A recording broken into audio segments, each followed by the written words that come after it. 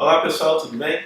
Esse é mais um vídeo do canal Leituras de Física e hoje nós vamos falar sobre um texto que, na verdade, foi uma palestra dada pelo professor Antônio Augusto Passos Videira em 2004, num congresso em Buenos Aires, que acabou virando um texto em PDF, cujo título é Nacionalismo entre os físicos brasileiros entre 1945 e 1955, que era um período pós-Segunda Guerra Mundial e pós-governo do Getúlio Vargas, né?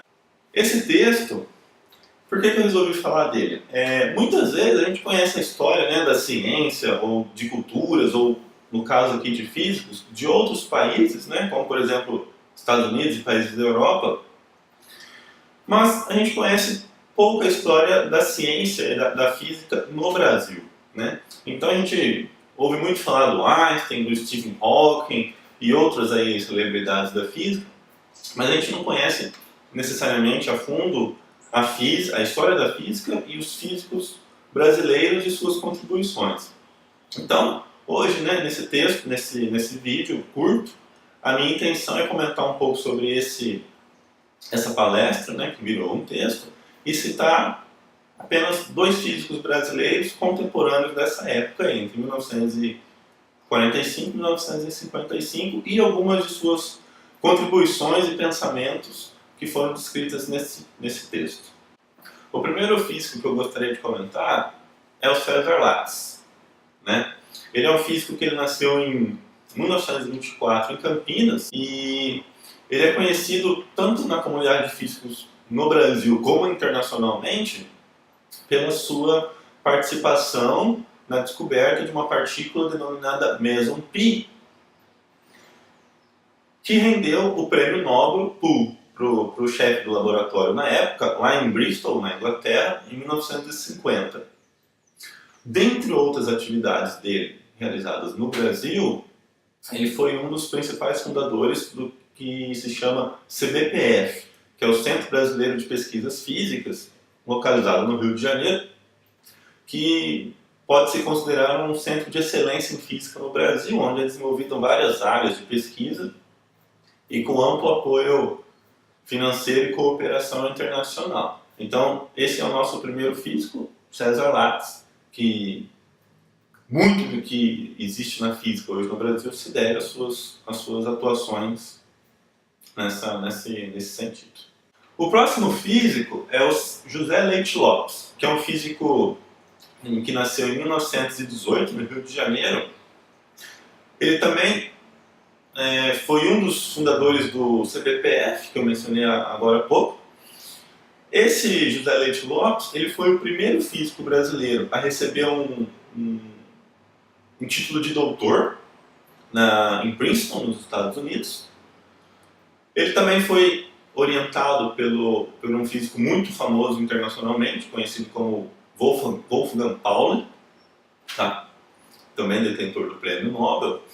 E o José Leite Lopes, ele era especialista em mecânica quântica e em física de partículas, e a contribuição mais importante dele a nível internacional foi que ele predisse a existência de uma partícula denominada bóson Z, uma partícula no conjunto do estudo de física de partículas, né?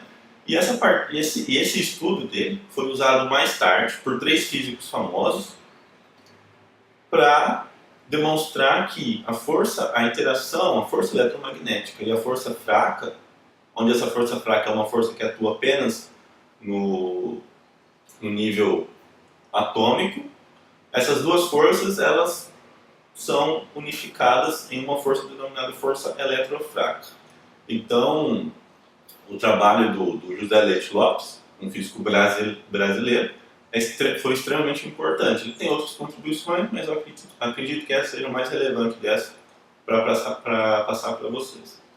Existiram outros físicos brasileiros altamente relevantes nesse período da história mencionado pelo texto e até um pouquinho depois, que deram várias contribuições no desenvolvimento da física no Brasil.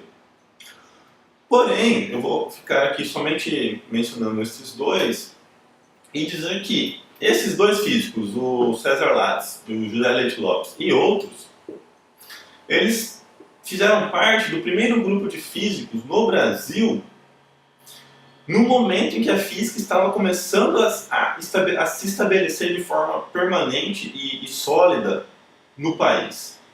Tá? Então, eles foram os primeiros físicos, eles podem ser ditos como os primeiros físicos, de fato, genuinamente brasileiros, né, no país. E uma coisa interessante que o texto menciona é justamente o nacionalismo, né, desses físicos. Né? E em 1946, o Cesar Lattes estava trabalhando em Bristol, ele não tinha feito ainda a descoberta da parte do meson pi, mas ele já estava em Bristol, e o José Leite Lopes estava no Brasil. E eles se comunicavam, né, via carta, e o Cesar Lattes mandou uma carta para o Leite Lopes, que estava no Rio de Janeiro, dizendo que, dentre outras coisas, ele preferiria vir trabalhar no Brasil em condições extremamente precárias de ciência e ajudar a desenvolver a física aqui no Brasil do que ficar trabalhando em um laboratório altamente qualificado, no melhor laboratório de pesquisa do mundo, né, que era na área dele, que era em Bristol, na Inglaterra.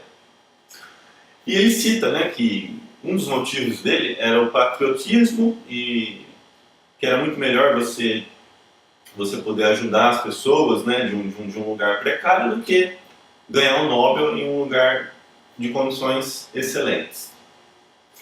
Então, ao longo desse texto aí, que eu mencionei, né, no início do vídeo, vai ter uma análise sobre vários comportamentos nacionalistas, né, ou patrióticos, os termos são sinônimos aí no caso, dos físicos brasileiros. Uma coisa interessante de se dizer dessa carta do Cesar Lattes é que quando ele escreveu essa carta, ele tinha apenas 22 anos, né? Então você nota que já existia uma maturidade, né, científica, uma maturidade de caráter nacionalista mesmo, né, no Lattes, com 22 anos. Né? Hoje, com 22 anos, poucas pessoas têm essa maturidade que o Lattes possuía. Né? Bom, o texto também, ele menciona outros físicos, né? Então, o Mario Schellenberg, que foi um físico também muito importante, que é brasileiro, né? Apesar do sobrenome, ele é brasileiro, que foi um físico muito importante também na história da física no Brasil. O Jaime Thiômeno, que foi um físico também muito relevante. O Costa Ribeiro, que foi um físico experimental também muito importante, dentre outros, né?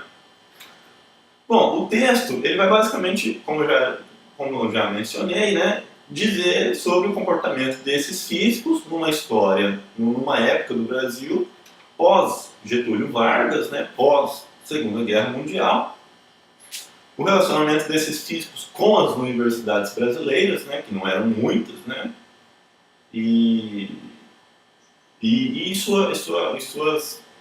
suas contribuições.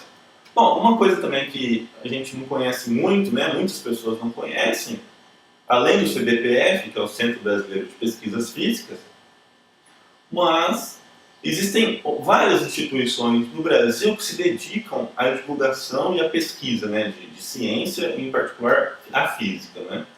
Então, o mundo científico não é apenas o que existe na Europa e nos Estados Unidos. No Brasil, aqui nós temos outra instituição também, denominada SBPC, que é a Sociedade Brasileira para o Progresso da Ciência, que foi uma sociedade também fundada por um pesquisador que gostava muito de fazer divulgação científica.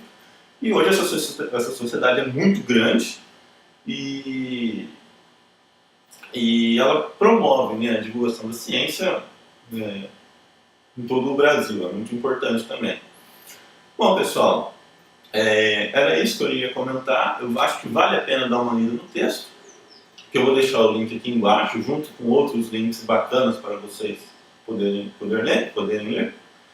E é isso mesmo. Bom, dúvidas, comentários, sugestões são sempre bem-vindos. Se você gostou, compartilhe, curta e divulgue o canal. Até o próximo vídeo com algum outro tema e até mais.